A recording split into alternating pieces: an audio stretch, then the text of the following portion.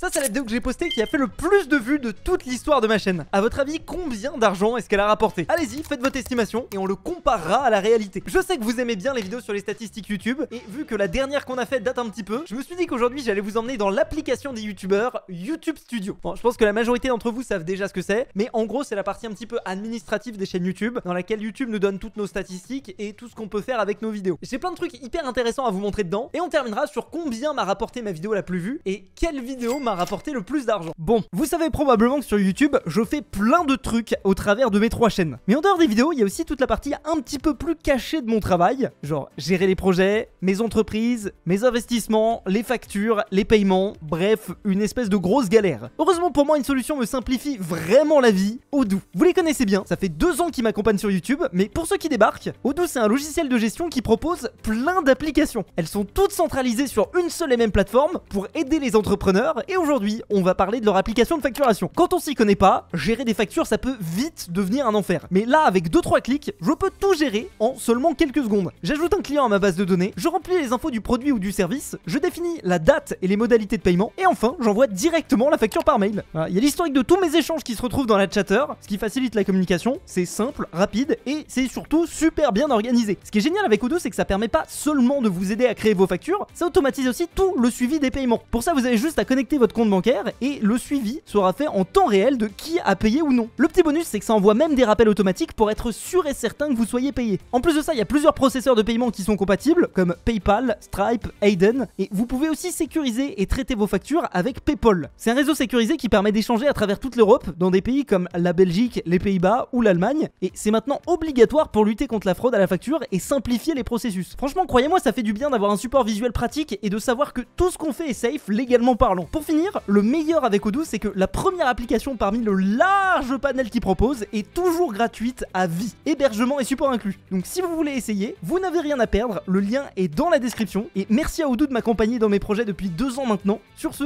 on retourne à la vidéo. Ok, bon bah ça c'est ce à quoi ressemble le YouTube Studio de ma chaîne principale. Vous avez probablement déjà vu cette interface, ne serait-ce que dans une de mes vidéos. Globalement, ça m'affiche le nombre de vues que je fais chaque jour, la durée de visionnage, qui est une donnée qui est très importante pour YouTube, pareil chaque jour, le nombre d'abonnés que je gagne. Vous voyez que des fois il y a des petits jours où YouTube fait des purges d'abonnés et vu que sur la chaîne principale je poste beaucoup moins qu'habituellement, et bah des fois il y a des jours où je perds carrément des abonnés et ça c'est mes revenus estimés, pareil sur 30 jours et vous voyez que les pics ça correspond aux uploads des vidéos. Bon, ça c'est un petit peu la partie simple que vous avez tous forcément déjà vu. Il y a un autre truc qui est très intéressant justement dans ce YouTube Studio et d'ailleurs j'avais fait un short à ce sujet qui vous avait beaucoup plu, c'est la partie voir tous les abonnés. En gros sur YouTube vous avez une option de mettre en public vos abonnements et si c'est le cas et que vous vous abonnez à ma chaîne, et bah vous arriverez dans cette petite liste. Donc je peux soit trier par date d'abonnement, auquel cas je verrai toutes les personnes qui se sont abonnées récemment, soit par nombre d'abonnés et là donc ça c'est les 90 derniers jours, on voit que MS le Gamer 62 qui a 48 000 abonnés s'est abonné à ma chaîne. Maintenant est-ce que ce serait pas drôle de voir un petit update de qui sont les gens connus qui se sont abonnés à ma chaîne? Donc je vais passer en depuis toujours. Dans mon short, vu que c'était relativement court, j'ai pu montrer que les 10 personnes avec le plus d'abonnés qui se sont abonnés, mais là si j'affiche les 50 premiers, on voit que le 50e c'est JJK avec 167 000 abonnés. C'est vrai que c'est assez fou hein, parce que moi je pense que quand j'ai commencé YouTube, 167 000 abonnés, il y avait moins de 50 chaînes qui les avaient. C'est assez fou à quel point les choses ont évolué. Ensuite on a Alexanga qui d'ailleurs petit big up à lui parce que je vois il laisse un commentaire sur chaque épisode. Les autodisciples, ah ouais putain c'était à l'ancienne. C'est une chaîne qui s'est abonnée à moi en 2016 et c'est une chaîne qui est plus très active depuis, mais j'aimais bien regarder à l'ancienne.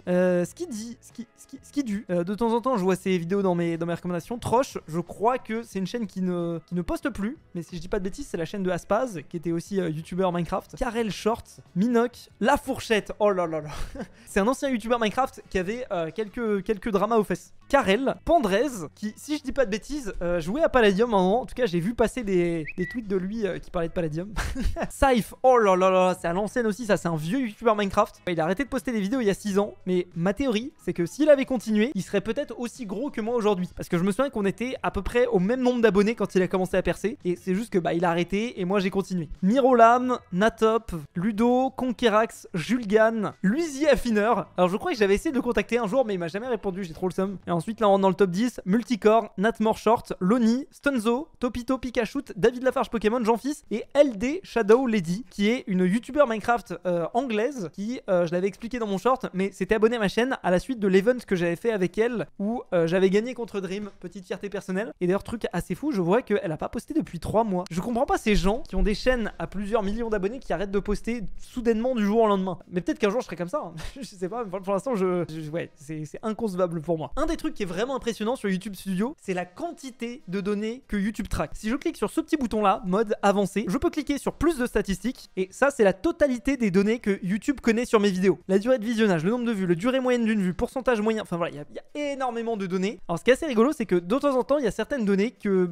ils veulent plus nous montrer. Par exemple, là vous voyez que dans la catégorie playlist, ils ont rayé durée moyenne de visionnage de la playlist. Voilà, de temps en temps sur le dashboard, il y a des nouveaux types de données qui apparaissent et il y en a d'autres qui disparaissent. Je pense que là par exemple, les lancements de la playlist, si je clique dessus, c'est plus disponible malheureusement. Ok. Je sais pas pourquoi est-ce qu'ils suppriment des statistiques, peut-être parce que c'est des statistiques qui ne sont plus pertinentes, mais en tout cas il y a quand même beaucoup de choses qu'on peut regarder. Ce que je propose, c'est de commencer par regarder les vidéos les plus vues de ma chaîne. Techniquement ça c'est une donnée qui est relativement publique parce que j'ai juste à cliquer sur populaire dans la liste de mes vidéos et on a d'afficher toutes les vidéos qui ont fait le plus de vues sur ma chaîne. Mais vous allez voir, ça reste quand même relativement intéressant, notamment parce que là ça mélange les vidéos et les shorts. Donc on peut voir que la vidéo la plus vue de toute l'histoire de ma chaîne, c'est pas un short, c'est une vidéo. On m'appelle Fuse 3, 5,6 millions de vues. Ensuite on a triché avec une brosse à dents, c'est un short. 100% des joueurs n'y arrivent pas, c'est un short. Enfin, c'est des shorts qui ont fait 4 millions de vues, mais c'est juste ahurissant quoi. Et le truc qui est très intéressant, c'est de voir le rapport entre le nombre de vues et le nombre de personnes qui se sont abonnées. Là par exemple, on peut voir que sur ce short là qui a fait 4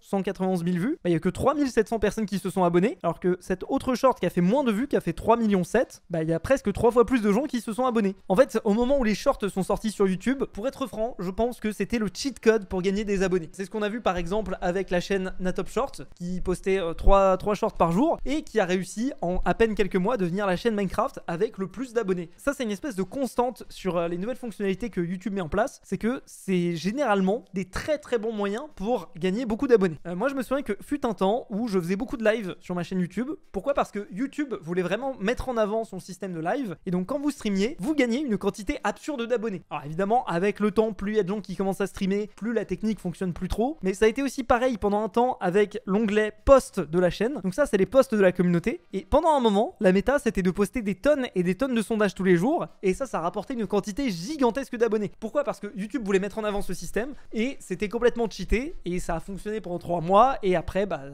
ça marchait plus. Ça a été pareil pour les shorts, ça allait encore un petit peu mais c'est beaucoup plus difficile qu'avant, même si ça reste toujours intéressant, ne serait-ce que pour se créer une communauté quand on n'est pas très connu. Les shorts, je trouve que c'est pas mal au moins pour que les gens voient un petit peu qui vous êtes, si vous voyez ce que je veux dire. Là où c'est intéressant justement, c'est que je me demande quelle est la vidéo qui m'a rapporté le plus d'abonnés. Est-ce que c'est la vidéo On m'appelle Fuse 3 qui a fait 18 000 abonnés ou est-ce que c'est une autre? Donc je clique sur cette métrique et là à ce stade YouTube va me trier les vidéos qui m'ont rapporté le plus d'abonnés. Ça mouline un petit peu parce qu'il cherche quand même des vidéos qui datent depuis 2011 et si je descends, la vidéo qui m'a rapporté le plus d'abonnés c'est un short qui s'appelle Les secrets de Google qui a seulement 1 million de vues seulement et qui m'a rapporté 32 000 abonnés, c'est gigantesque. Donc voilà, en un petit short qui m'a pris 2 minutes à faire, j'ai gagné l'équivalent de 3 ans de YouTube d'abonnés. Bon, après si vous voulez mon avis, les shorts c'est un petit peu abusé, on va pas les compter dans le nombre d'abonnements et c'est là où YouTube est vraiment puissant, c'est que je peux sélectionner type de contenu et je peux cocher seulement vidéo. Si je clique sur appliquer, voilà, les shorts disparaissent. Si vous voulez mon avis, le studio YouTube, je connais très peu de gens qui l'utilisent à son plein potentiel. C'est un outil qui est extrêmement puissant et la plupart des gens ils regardent juste leur nombre d'abonnés, leur nombre de vues et la quantité d'argent qu'ils gagnent, alors qu'il y a des petites pépites en termes de données qu'on peut y trouver. Donc là si on regarde uniquement les vidéos qui m'ont rapporté le plus d'abonnés, c'est On m'appelle Fuse 3 en place numéro 1 et en 2 c'est un petit peu inattendu, c'est une vidéo qui s'appelle Débloquer le gant de Thanos dans Minecraft. 14 000 abonnés pour cette vidéo. J'ai payé un builder 100 € pour faire ma base sur Minecraft, 13 900 €. J'ai installé la difficulté inversée sur Minecraft, 11 000, putain je dis euros alors que c'est abonné, ok vous avez compris. Mais par contre juste en dessous à la 5ème position, c'est la première vidéo IRL qui m'a rapporté vraiment un nombre conséquent d'abonnés. C'est la vidéo J'ai survécu 24 heures comme dans Minecraft en vrai. Bon pourtant si vous voulez mon avis elle était relativement flinguée, hein, on va pas se mentir, mais elle m'a rapporté quand même 10 000 abonnés. Alors il y a un truc qui est ouf pour être franc avec YouTube et j'en ai déjà parlé rapidement dans d'autres vidéos, mais c'est qu'en fait chaque vidéo que là je vois dans la liste, ça me ramène à une époque de ma vie en fait. Je me souviens à peu près du mood dans lequel j'étais au moment où j'ai tourné cette vidéo, au moment où je l'ai publiée et ça me rappelle des souvenirs. Bon maintenant il y a un graphe qui est très intéressant à observer, c'est le graphe d'une vidéo qui est devenue virale. Vous le savez, sur ma chaîne principale, depuis un an, j'ai fait un pivot où on a commencé à faire de plus en plus de vidéos IRL, des vidéos avec des concepts un petit peu plus généralistes. Et la première qui a vraiment marché, c'est cette vidéo où on a envoyé un AirTag en Corée du Nord. Je me dis que ça pourrait être intéressant d'analyser un petit peu la courbe de vues et d'abonnés et de tout de cette vidéo. Déjà, le truc qui est très intéressant, c'est de regarder les premières 24 heures. Donc ce qui est quand même bien foutu sur YouTube, c'est qu'on peut regarder au moment où on a posté une vidéo si la vidéo marche mieux que la moyenne des autres vidéos ou moins bien. Donc là, on voit déjà que la courbe est un petit peu au-dessus. À la fin des premières 24 heures, j'avais fait 301 000 vues, alors que les performances habituelles, c'était entre 213 et 261. Pareil pour le nombre d'abonnés, assez significatif, et pareil pour les revenus estimés. En gros, 300 000 vues pour 700 €. C'est pas incroyable, mais ça reste bien. Je sais plus exactement quand est-ce que j'ai posté ça. J'ai posté ça en avril. C'est correct, sans être non plus incroyable. Donc sur les 30 premiers jours, voilà à quoi ressemble le graphe des vues de la vidéo. Et là, vous allez me dire, c'est un peu éclaté parce qu'on ne voit pas vraiment à quoi ça correspond. Ce que je vous propose, c'est de cliquer sur ce petit bouton comparer à, et ça va me permettre de comparer à une autre vidéo qui a eu un démarrage un petit peu plus normal. Par exemple, la vidéo où on a essayé de recréer un cube de glace de Minecraft en vrai. Donc sur les premières 24 heures, là, vous voyez qu'il y a clairement une première différence. Surtout si on regarde depuis la publication, on voit qu'il y a vraiment une grosse différence. En fait, généralement, quand vous postez une vidéo, voilà, le début, elle fait des vues jusqu'à à peu près 14 jours après la mise en ligne. C'est vos abonnés normaux qui viennent, qui découvrent la vidéo, qui cliquent dessus. Et si ça va pas au-delà de votre nombre d'abonnés, et bah la courbe va ressembler à peu près à ça. C'est une courbe logarithmique, si je dis pas de bêtises, mais en gros, ça monte vite et ensuite, ça fait un espèce de petit plateau. Alors, ça continue à faire des vues, hein, parce que vous regardez, entre le 114e jour, la vidéo où j'ai recréé un bloc de glace dans Minecraft, elle a 462 000 vues, et 50 jours plus tard, elle en avait 480. Donc voilà, 20 000 vues en 50 jours, c'est pas énorme, mais ça reste pas mal, surtout quand on prend en compte que bah, j'ai des milliers de vidéos sur ma chaîne. Donc si toutes les vidéos que j'ai postées, elles font 20 000 vues tous les 50 jours, ça reste quand même très correct. Ça fait 10 000 vues par mois sur 1000 vidéos, ça fait genre 10 millions de vues par mois. Alors je vous rassure, toutes mes vidéos marchent pas aussi bien sur le long terme. Généralement, les vidéos IRL marchent mieux sur le long terme que des vidéos Minecraft, que des épisodes de Palladium par exemple, mais c'est pour vous donner un ordre d'idée. Là où c'est vraiment intéressant sur des vidéos qui percent, c'est que si vous regardez bien, là on voit qu'il y a un espèce de petit point d'inflexion un jour après la mise en ligne. En fait, plutôt que de s'arrêter et de se calmer, la vidéo, elle a continué à partir très vite. Si bien qu'en 14 jours, la vidéo avait déjà 748 000 vues. Et le truc qui est très intéressant avec les vidéos qui percent, c'est que généralement ça fonctionne un petit peu comme des pics, ensuite ça se stabilise, ensuite ça refait un pic, ensuite ça se restabilise, etc. Et c'est exactement ce qui s'est passé avec cette vidéo sur les AirTags, puisque vous voyez que là elle a fait un gros pic, mais si vous faites bien gaffe, elle se stabilise, mais elle se stabilise pas autant que l'autre vidéo. Regardez, ça continue quand même à monter assez vite. Et là, regardez, on a un autre point où la vidéo accélère. En fait, ça c'est parce que la façon dont fonctionne YouTube, la façon dont YouTube recommande des vidéos, c'est parce qu'elle fonctionne par poche d'audience. C'est-à-dire qu'au début, l'algorithme de recommandation de YouTube va pousser votre vidéo à vos abonnés. Si vos abonnés aiment bien, YouTube va dire ok, cette vidéo a du potentiel, on va essayer de la pousser vers une autre poche d'audience. Peut-être une audience de gens qui aiment bien les vidéos Minecraft en général. Ça va tester. Si ça marche pas, YouTube va un petit peu se calmer, il va se dire ok, on va se calmer, on va continuer de pousser aux abonnés de Fuse, mais on va pas aller plus loin et on restera dans 4-5 jours, on testera une autre poche d'audience. Au bout de 4-5 jours, ils vont tester les vidéos des gens qui aiment bien les vidéos un peu nerd. Si ça marche pas, ils vont attendre 4-5 jours, etc.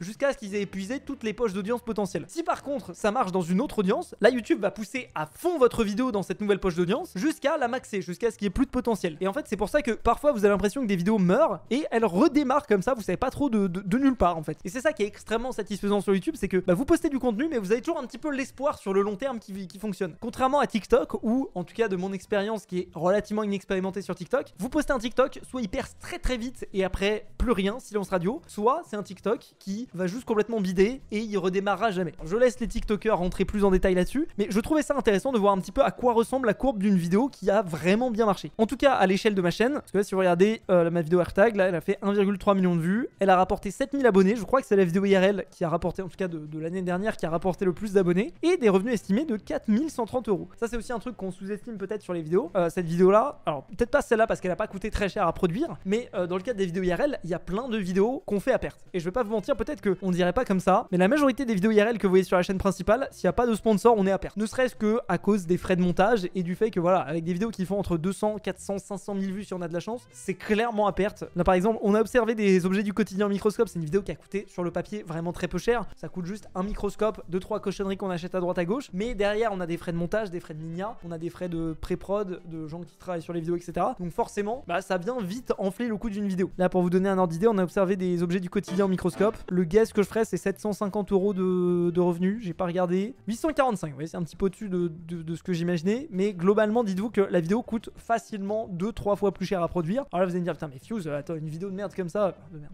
Elle est pas nulle, elle est cool, mais je vais faire une vidéo qui demande autant aussi peu de matos et de travail, ça devrait pas coûter aussi cher. Bah en fait en réalité oui, en vrai la vidéo j'aurais pu la faire avec 200 balles, j'aurais fait le montage moi-même, j'aurais fait les trucs, j'aurais commandé, enfin en fait c'est facile de faire des vidéos pas très chères, mais ça se ressent vite sur la qualité, ça se ressent vite sur la fiabilité des prestataires que vous employez. Par exemple je dis une connerie, mais un monteur, il y a des monteurs à 100 balles, hein, ça existe. Le problème des monteurs à 100 balles c'est que le gars il va te dire ah oui je finis demain, puis en fait c'est pas fini, puis enfin voilà, en fait le vrai enjeu c'est travailler avec des gens fiables, travailler avec des gens autonomes et créatifs, et dès qu'on fait ça, ça commence vite à coûter cher. Maintenant nous la stratégie qu'on a sur les vidéos IRL c'est ok, il y en a quelques-unes qui vont rembourser les autres, mais le truc c'est qu'on sait pas quelle vidéo va marcher. Parce que je donne un exemple, hein, je donne un exemple tout con. Cette vidéo là on a envoyé des GoPro aux pires endroits, genre les toilettes, elle a fait 700 000 vues. Moi je vais pas vous mentir, cette vidéo là j'y croyais pas tellement. L'expérience je l'ai trouvée intéressante, mais je pensais pas que ça allait fonctionner. Le fait est que bon, si je regarde, je sais pas si elle a été rentable, pareil. Alors le truc c'est que ça a été posté en novembre, donc novembre il y a des revenus publicitaires un petit peu plus élevés. Elle a fait 2334 €. Il y a moyen qu'on soit rentable sur celle-là, je saurais pas dire, j'ai pas les chiffres en tête, mais globalement il faut se dire que ça coûte cher de faire des vidéos, sauf si elles sont sponsorisées derrière. Cette vidéo là par exemple était sponsorisée, donc c'est sûr et certain qu'on est rentré dans nos frais là-dessus. Alors il y a un truc qui est hyper intéressant que je voulais vous montrer, ça fait très longtemps que j'ai pas regardé, mais si je vais dans plus de statistiques, j'ai une statistique qui s'appelle RPM. RPM ça veut dire revenu par 1000, c'est la quantité d'argent que nous les youtubeurs on gagne quand il y a 1000 vues sur nos vidéos. Donc si je regarde, j'espère que je peux l'afficher en jour par jour, voilà. Donc ça c'est combien je gagne pour 1000 vues. C'est le vrai chiffre, hein. C'est pas le chiffre de oui alors si vous avez Adblock ou je sais pas quoi. Là par exemple si je fais 1000 vues le 6 mars 2025, je touche 2,58 €. On va regarder à l'échelle d'une année l'évolution du RPM. Voilà à quoi ressemble le RPM. Alors c'est assez drôle, je peux peut-être agréger ça par semaine. Donc on a des grosses tendances. Alors là déjà on voit que si je regarde par exemple, on va regarder pour 2024, ça sera plus simple. On voit que en janvier c'est chaud. C'est la dèche. Ça, c'est l'année 2024. Mais globalement, vous voyez que tout le début d'année, les annonceurs sont un petit peu frileux. Ils veulent pas vraiment dépenser dans de la pub. Ce qui fait que vous faites 1000 vues et vous gagnez à peine 1 €. Donc les 1 €, les 1000 vues, à ce moment-là de l'année, c'est plus ou moins vrai. Alors dites-vous que ça, c'est sur ma chaîne. Mais ça dépend de énormément de choses. Ça dépend de énormément de facteurs. Ça dépend de qui vous êtes. Ça dépend de quel type de vidéo vous faites. Donc ne commencez pas à vous dire oui, tous les youtubeurs en janvier gagnent ça. C'est uniquement vrai pour ma chaîne. Et c'est uniquement vrai pour l'année 2024. Parce que si je regarde 2025, vous voyez, non, par exemple 2025 c'est une meilleure année, hein. Regardez 1,48 €, enfin voilà, vous voyez, ça dépend vraiment des années, ça dépend vraiment de ce qui se passe, donc à prendre avec des pincettes. Là on voit que à partir de février-mars les RPM commencent à remonter, ils sont vraiment assez hauts en avril, donc là on rentre dans une période cool. Ensuite ça redescend un petit peu et je crois, si je dis pas de bêtises, que ça remonte vers juin. Alors là c'est assez drôle, en 2024 ça a pas tant remonté que ça vers juin, ça dépend aussi des vidéos que vous avez postées. J'ai l'impression, moi c'est l'impression en tant que youtubeur etc, mais je suis pas expert, mais j'ai l'impression que les vidéos qui viennent d'être postées ont un meilleur RPM que des anciennes vidéos du catalogue. Je suis clairement pas certain de ce que je dis, donc vraiment à prendre avec des pincettes. Et là on voit que pendant l'été, hécatombe, là en août c'est une catastrophe, 80 centimes les 1000 vues. Ensuite ça remonte un petit peu. Septembre c'est un très bon mois, octobre, et là on rentre dans la période vraiment cool, c'est la période des fêtes. Voilà, donc jusqu'au 24 décembre en fait en réalité, un petit peu avant le 24 décembre parce que vous voyez que là la semaine du 15-21 ça commence à baisser, mais vu que c'est les périodes de Noël, les annonceurs ils sortent le chéquier et ils dépensent beaucoup d'argent en publicité. Maintenant moi la question que je me pose c'est qu'est-ce qui se passe si on regarde l'évolution des RPM depuis toujours? Parce que moi historiquement j'ai l'impression que YouTube a fait quand même un très gros travail sur combien est-ce qu'il nous paye par rapport à 1000 vues, et vu que ça fait 12 ans que je fais des vidéos, on peut avoir des informations assez intéressantes. Donc je vais agréger ça par mois. Donc voilà, moi j'ai commencé à monétiser mes vidéos en 2012, et en 2012 les RPM étaient dégueulasses sa mère. Regardez, là par exemple le mois de décembre 2013, 1,13 €, alors que le mois le plus élevé c'est 3,58 € en novembre 2019. Je me souviens je crois de ce novembre 2019 en plus, hein. C'était vraiment un très beau mois. Bon, faites pas gaffe parce que là j'ai 2 mois avec un RPM complètement abusé, c'est un bug. Je vous rassure, je n'ai pas gagné 8,56 € les 1000 vues. Voilà, le mois de novembre 2023 aussi était très bon, et en fait ce qui est assez drôle c'est de voir que le mois de novembre 2024 c'était pas une très bonne année, c'était pas un très bon cru pour les revenus YouTube, mais on voit quand même, peut-être que ça se verra plus si on fait par an, mais on voit que clairement YouTube ont fait un énorme travail pour améliorer la monétisation des youtubeurs, surtout entre 2012 et 2019. Après là il y a eu le pic, enfin ce pic là c'est à cause du bug là que vous avez vu. Globalement 2020 ça a baissé mais c'était le Covid. 2021 c'est remonté un petit peu. 2022 ça a dû monter aussi un petit peu. 2023 ça est redescendu un petit peu. 2024 très mauvais cru. et 2025 ça continue à remonter. Je pense que 2025 va être une meilleure année que 2024. C'est mon take. Même moi je découvre des trucs, donc c'est particulièrement intéressant en réalité. Récemment YouTube, ils ont mis en place ce petit onglet qui s'appelle Tendance. Je vais jamais voir là-dedans, mais en gros apparemment c'est censé me donner des indications sur ce que regardent mes abonnés quand ils me regardent pas moi. Trouvez des idées pour votre prochaine vidéo. Alors là par exemple j'ai une information sur ce que mes spectateurs recherchent. Fuse 3 musique, on m'appelle Fuse 3. Le fiche au chocolat, mais c'est quoi cette cochonnerie? Il y a vraiment des gens qui cherchent ça pour regarder mes vidéos. Le fiche au chocolat, mais c'est quoi cette merde? Le fiche au chocolat. Mais what the fuck? Intérêt faible de vos spectateurs. Mais pourquoi tu me montres ça alors? Bon, je peux voir aussi les vidéos des autres youtubeurs, vidéos populaires. Je crois que c'est les vidéos que mes abonnés ont aussi regardées. Donc, par exemple, fouiller un tunnel abandonné avec de la pêche à l'aimant. Logique, on fait quelques vidéos de pêche à l'aimant. On teste le menu enfant des restaurants étoilés. Logique, c'est le genre de contenu qu'on aurait pu faire. On m'a forcé à déclarer la guerre à Chypre. Ça me dit quelque chose là. Ce youtubeur là, il me dit quelque chose. Je pense qu'il a du potentiel. Pareil, une vidéo, je teste des croisières, notez 1 étoile. En vrai, le concept est cool en vrai. J'aurais kiffé le faire ce concept. Le jeu où il faut construire une ville qui peut s'effondrer. Ton joueur essaie d'arrêter le trou noir, sinon il détruit le serveur. Pareil, c'est ma chaîne secondaire. Donc bon, c'est pas. Je peux cliquer peut-être sur tout afficher. J'aide des locaux à sauver leurs animaux. Cyril. Mais qu'est-ce que c'est que c'est? C'est vraiment, je pense, c'est l'onglet le plus inutile. Le dernier qui sort de la poubelle gagne. Ça ressemble vachement à notre vidéo poubelle à nous. J'ai le seum parce que la leur a fonctionné. Mais bon, voilà, c'est un onglet qui sert un peu à rien. Mais j'étais curieux de voir à quoi est-ce que ça ressemblait. Il y a un autre onglet qui est très intéressant, c'est l'onglet audience. Cet onglet, il me permet d'avoir énormément d'informations sur vous, les gens qui regardent mes vidéos. Alors par exemple, ça c'est une fonctionnalité qui est assez récente. Quand je dis assez récente, ça date il y a 2-3 ans. Mais c'est les spectateurs réguliers vs les spectateurs uniques. En gros, spectateur unique, c'est la quantité de personnes individuelles qui ont regardé mes vidéos sur un mois. Je pense pas que ce soit vraiment, enfin je sais pas, ça me paraît énorme qu'il y ait 1 million de personnes différentes qui regardaient mes vidéos. C'est peut-être possible, je sais pas, mais en fait je pense que peut-être que si quelqu'un regarde 2 vidéos avec 2 comptes différents, ça compte comme spectateur unique. Peut-être que si quelqu'un regarde sans être connecté, ça compte comme spectateur unique. Donc c'est à prendre avec des pincettes. Mais en gros, en théorie, c'est la quantité de personnes uniques qui ont regardé mes vidéos. Et spectateur régulier, c'est le nombre de gens qui ont regardé régulièrement mes vidéos. C'est assez intéressant de voir qu'en fait, la majorité des gens qui regardent mes vidéos, c'est des spectateurs réguliers. Ce qui est une bonne chose parce que ça veut dire que du coup, j'ai des gens qui sont très fidèles. Mais ce qui est une mauvaise chose parce que ça veut dire que j'ai pas énormément de nouvelles personnes qui me découvrent. Ça vient aussi du fait que je poste pas beaucoup de vidéos, que c'est des vidéos avec des concepts qui sont un petit peu parfois bizarres, etc. Ça fait partie du jeu, mais c'est quand même assez intéressant. Si je descends, on peut voir les vidéos qui contribuent à élargir mon audience. C'est hyper intéressant. En gros, c'est les vidéos où il y a des nouvelles personnes qui m'ont découvert. Par exemple, on a envoyé des GoPros aux pires endroits. C'est moyen. Il y a pas mal de gens qui ont découvert la chaîne. Pareil pour On a survécu en mer comme dans Raft. Ça, c'est pas très étonnant. C'est vachement la méta des vidéos actuelles avec des grosses prods, etc. Et on voit qu'il y a d'autres vidéos en dessous où c'est plus des abonnés habituels qui ont regardé. Et là, c'est une piste assez intéressante parce qu'on voit que si jamais on veut élargir notre audience sur les vidéos IRL, eh ben, il faut qu'on fasse plus de vidéos comme On a survécu en mer comme dans Raft et On a envoyé des GoPros aux pires endroits et moins de vidéos comme le chat, ce qui est trop triste parce que on kiffe faire les vidéos du chat avec Ewen.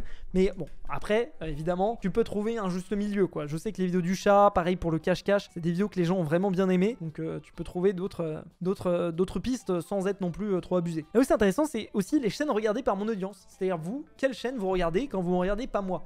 Visiblement, vous êtes très intéressé par la muscu, fitness muscu. Vous êtes très intéressé par moi, Fuse, logique. Masqué, je crois, il fait des vidéos un petit peu storytelling sur Minecraft. Stunzo, Miles Ducamp, je ne sais pas qui c'est. Tomix, je sais pas qui c'est. Unchained, ça m'étonne pas. Ninjak, ça m'étonne pas. Les Simpsons, Short de Jacques, Maxime Click, Klinko, Amixem et InfoSmile. Ok, bah c'est assez intéressant. Peut-être faire des feats avec ces personnes, peut-être. Enfin, il y a plein de choses qu'on peut envisager. Ça, c'est une donnée qui affiche quand est-ce que mes abonnés regardent YouTube. Est-ce que c'est très intéressant? Pas forcément. Bah, c'est logique. Tu veux, bah, le soir à partir de 18h, il y a du monde. L'après-midi, le mercredi, bah, il y a du monde, logique. Pareil pour le week-end. C'est pas la donnée la plus intéressante du monde. Ce que votre audience regarde. Alors ça, c'est les vidéos que les gens regardent. Et ce qui est assez rigolo, c'est que dans la liste, tout le monde regarde mes vidéos sur Fuse. En vrai, ça fait plaisir. Du coup, c'est-à-dire qu'il y a eu un transfert de communauté de ma chaîne principale vers ma chaîne gaming. Mais du coup, c'est assez intéressant. Ça, c'est une stat aussi très intéressante. C'est la quantité de gens qui ont activé la cloche sur ma chaîne. Là, on voit que globalement, il y a 36% de gens qui ont activé la cloche. Et que je suis un petit peu au-dessus du pourcentage habituel sur YouTube. Ensuite, après, quand tu as activé la cloche, il faut aussi que tu aies activé le fait que YouTube puisse t'envoyer des notifications. Sinon, ça sert à rien. Et là, pour le coup, je suis pile dans la moyenne de YouTube. J'ai aussi une information sur les formats que mes spectateurs regardent sur YouTube. Par exemple, on voit que quand je poste des vidéos, tout le monde les regarde. Quand je poste des shorts, tout le monde les regarde. Par contre, les diffusions en direct, il y a un petit peu moins de monde. Durée de visionnage des abonnés. Ça, c'est une stat que vous voyez souvent dans les vidéos, parce que je sais pas pourquoi ça incite les gens à s'abonner quand vous montrez cette stat, mais globalement, on voit que la moitié des gens qui regardent mes vidéos, c'est des gens qui ne sont pas abonnés. Donc si c'est pas déjà fait, d'ailleurs, vous pouvez vous abonner à cette chaîne. Vous avez les informations sur les types d'appareils sur lesquels les gens regardent vos vidéos. Et ce qui est assez intéressant et ce qu'on voit vraiment évoluer avec les années,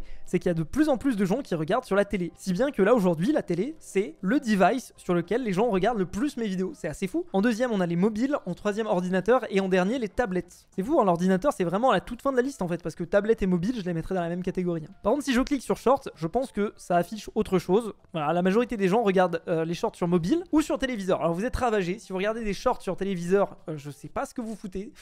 C'est une catastrophe. Et par contre, les directs, il y a moyen que ça soit les ordinateurs en premier. Mobile, téléviseur mais ordinateur est tout le temps dernier, c'est abusé. Hein. Là, vous comprenez relativement ce que ça veut dire. On voit que j'ai 81% d'hommes qui regardent mes vidéos. J'ai seulement 17% de femmes. Dommage. Ce serait cool qu'un jour on arrive à la parité, mais écoutez, je sais pas comment faire pour augmenter cette portion. Et spécifié par l'utilisateur, ça c'est je pense quand ils mettent autre. Au niveau de l'âge, c'est assez intéressant. On a 10% de 13-17, on a 18% de 18-24 ans.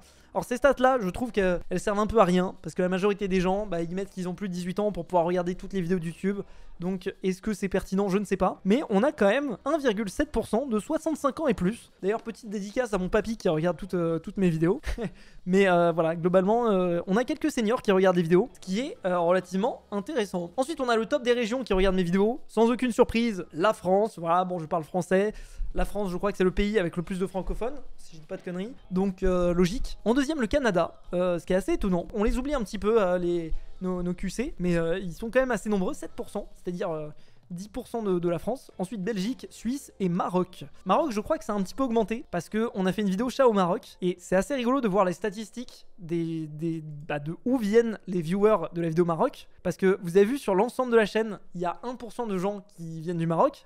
Et sur cette vidéo, c'est 5%. C'est-à-dire que la vidéo chat au Maroc, de façon relativement évidente, a intéressé plus les gens qui viennent du Maroc que les gens qui viennent de la France. Bon, et le dernier truc qui pour le coup est pas très intéressant, c'est le top des langues des sous-titres. Aucun sous-titre, c'est la majorité des gens français. Et il y a quelques personnes, non il y a personne, quasiment personne qui regardent en anglais avec la traduction automatique. Bon, maintenant la raison pour laquelle vous avez cliqué sur cette vidéo, je suppose, je vais aller dans mon mode avancé et on va trier les vidéos qui m'ont rapporté le plus d'argent. La monnaie. Bon, rappelez-vous, ma vidéo la plus vue de tous les temps, elle est à 5,6 millions de vues. On m'appelle Fuse3. À votre avis, est-ce que c'est la vidéo qui m'a rapporté le plus d'argent? Je pense que vous le devinerez, mais non, hein, puisque je pense que c'est de connaissance commune que les vidéos plus longues rapportent plus d'argent. Donc forcément avec une musique de 2 minutes 15, je pense pas que ce soit la vidéo qui m'ait rapporté le plus d'argent. C'est parti pour le classement. Top 10, celui qui construit la maison la plus énervante à gagner, 6 000 € pour 2 millions de vues. Ensuite, j'ai forcé un cheater à vider un océan, 1 700 000 vues et 6 000 € aussi. J'ai ouvert 300 Lucky Block, 6 000. J'ai vécu une journée sans sa base sans qu'il s'en rende compte, 6 000 aussi. Celui qui construit le meilleur bunker antinucléaire, 7 000. On rentre dans le camp des 7000. J'ai trouvé une base de dupliqueur, 7000. Celui qui construit la base la plus secrète à gagner, 7000. J'ai survécu 100 jours dans Minecraft 2.0, 7000 encore. Alors ça c'est une vidéo, c'est assez étonnant qu'elle ait pas rapporté plus parce que ok certes elle a fait un petit peu moins de 2 millions de vues, mais c'est la première vidéo vraiment très très longue de ce classement. Que regardez, c'est une vidéo qui fait 46 minutes. 46 minutes forcément vous la regardez plus longtemps et quand vous la regardez plus longtemps, YouTube vous propose plus de pubs quand vous la regardez. Donc j'aurais pensé qu'elle aurait rapporté plus, mais bon après 7000 ça reste quand même un très très beau montant. Un bunker à redstone impressionnant. Alors ça ce qui est rigolo c'est que cette vidéo ça a été la vidéo la plus vue de ma chaîne pendant de nombreuses années. D'autant plus rigolo c'est que c'est du coup une vidéo qui reste dans mes vidéos les plus rentables de toute ma vie. Surtout que dites-vous cette vidéo je l'ai fait, enfin vraiment c'est une vidéo qui est sortie quoi en 2017. J'ai fait ça complètement à l'arrache avant de partir en vacances sur une map que j'avais payée. Je me souviens que j'avais payé le mec qui avait fait la map parce qu'il la vendait. J'avais dû payer 50 €, quelque chose comme ça, pour que derrière ce soit une vidéo qui a été montée par mes soins. J'avais même pas de monteur à l'époque et qui a rapporté 7000 €. C'est quand même assez fou hein. Le plus gros don de ma carrière. Alors ça c'est une vidéo, c'est une des premières vidéos vraiment très longues que j'ai postées. C'est l'épisode 100 de la saison 5 de Palladium. Et du coup à l'occasion de l'épisode 100 j'ai essayé de faire des épisodes un petit peu plus longs. Et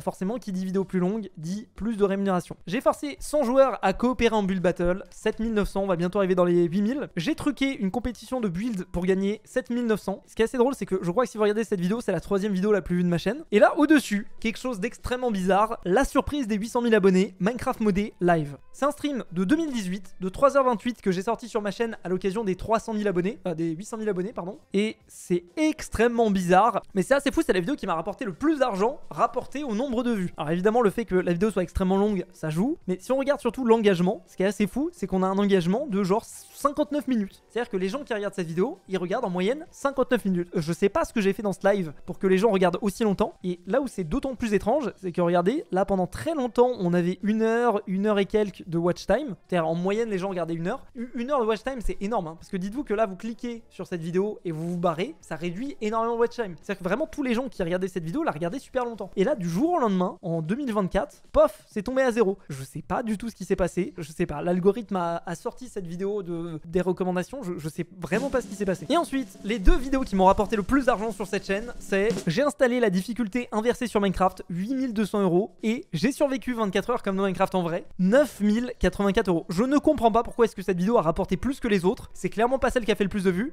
J'ai installé la difficulté inversée dans Minecraft, à la limite pourquoi pas. Pourquoi? Parce que c'est la deuxième vidéo la plus vue de ma chaîne. Mais du coup, si vous avez bien suivi, le On m'appelle Fuse 3 n'est même pas dans le top 10. Et je sais même pas combien est-ce que ça a rapporté pour 5 millions de vues. Je dirais 3400.